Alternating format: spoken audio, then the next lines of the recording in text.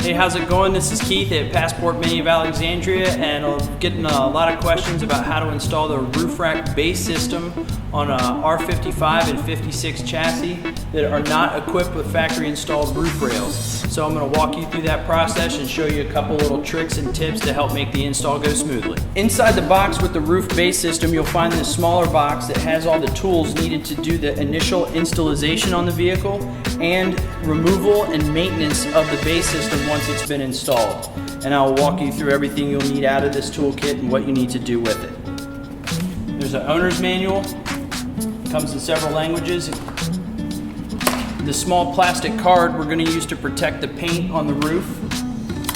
The keys, you'll get two, and they're numbered, coded on the lock to the base system. I'll show you that a little closer later on. This is the installation leverage tool and the installation torque wrench that you'll need to put the system on. An Allen wrench to check and tighten the hardware of the base system, which you should check periodically. The system is in use a lot. A pair of tweezers that we're going to use in conjunction with the plastic card to remove some rubber from our roof seal here. And then some small pieces of plastic to cover up the holes, and I'll show you how to use those later as well. Alright, so the first step we're going to do is locate and remove the rubber from the roof seal here that are covering the cleats that are installed into the roof. Sometimes they're kind of tricky to find, so I have found that if you take the plastic card provided and drag it along the roof seal, these small perforations right here will eventually show up. Once you've located them, slide the card behind the rubber, and then with the provided tweezers, stick that between the two pieces of rubber and begin to pull up. The perforations will easily tear, and then from there you just kind of gently pull on it until everything lets go. Remove the card, and you can now see the cleats where the roof base system will be installed. So after you've exposed the first cleat, on a hard top, you're going to be about 23.5 inches, and on a clubman, you're going to be about 27 inches. Down the gutter, you'll find those perforations again, repeat the process, and then move to the other side and do the same. Now when you remove the base system from the box, the covers are going to be in the locked position, so you'll take your key and unlock that, swing the cover up out of the way. Now the cleat here is going to be in the installed position, so we're going to take the installation torque wrench provided in the kit and loosen this piece of hardware all the way until it pops into this position.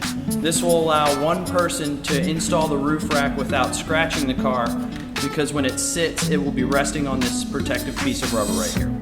Another important thing to note, because I do see this quite frequently, people aren't really aware that there's a front and rear crossbar.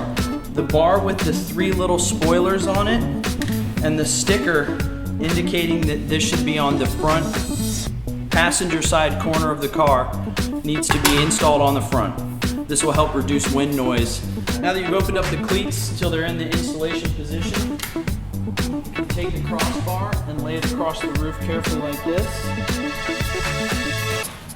And as you can see here, just this protective rubber strip is now resting on the paint. So as long as this little piece of rubber is in place, no damage should come to your paint.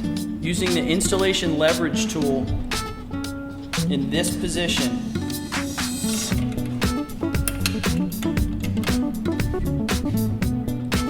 place it like this, and then while pushing down on the rain gutter,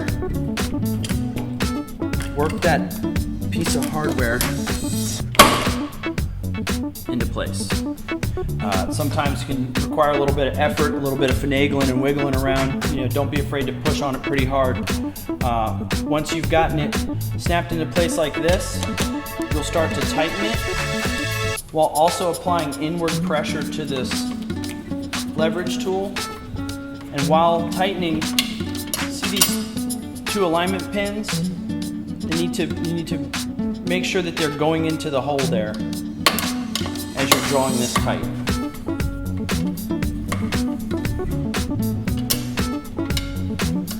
Now once you've gotten to where the nut has bottomed out, you'll see here there's two arrows, and right now they're currently offset from each other. When you start to tighten this and you get to the, notice now how the arrows are lined up. It would not be beneficial to tighten this anymore, because at that point you're just going to strip out the threads or break the bolt, and then the roof rack itself would be useless.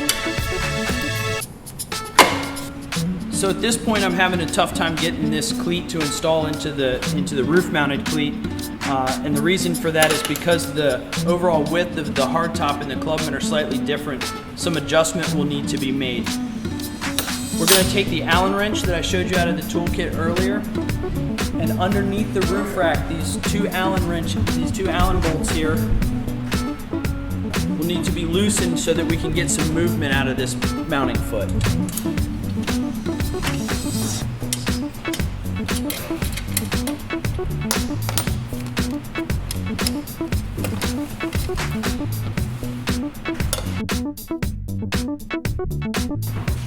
All right, now that we've loosened these two Allen bolts up here, we'll have enough room to move this foot around.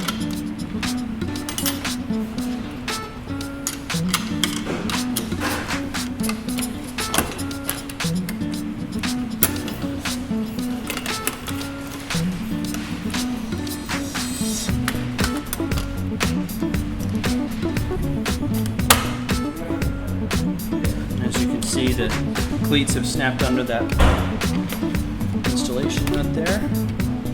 There we go. Arrows are aligned so the roof rack is now tight. Need to cover over. After you've tightened and torqued this nut, don't forget to go back and tighten up these Allen wrenches. Also important, if you're using your roof base system a lot, Mini recommends every 500 miles to at least check the tightness of these Allens, and I have seen them come loose before, so definitely a good practice. Alright, after everything's been tightened into place, you can take the keys and lock the covers into place, and the roof base system has now been installed. Also shipped with your roof base system are going to be two black rubber strips. These are designed to ride in the channel of the roof base system if you do not have an accessory in there, or some of our accessories that have a small footprint that still leave a lot of open channel.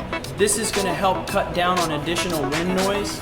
I think they're extremely helpful, and I keep them in my base system when I have nothing installed in it. Easiest way to install them is to open the caps back up. I like to stand in the door well here.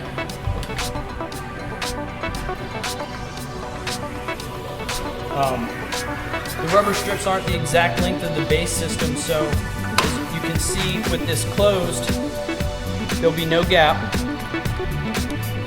but I'm leaving a 1-inch gap between the end of the rail and the starting of the rubber. And just take this and kind of push it down with your thumb.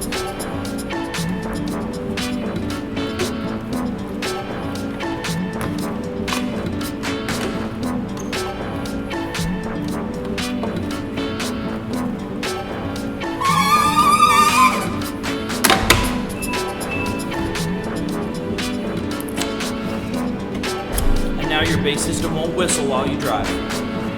So this is our rear crossbar. The installation process is exactly the same as the front.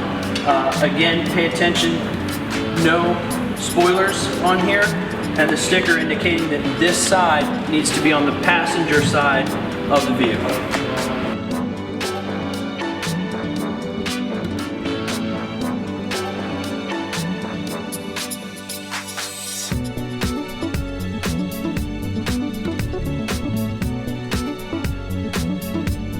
So now our base system is securely installed, and that concludes our how-to instructional video. Thanks for watching, and motor on.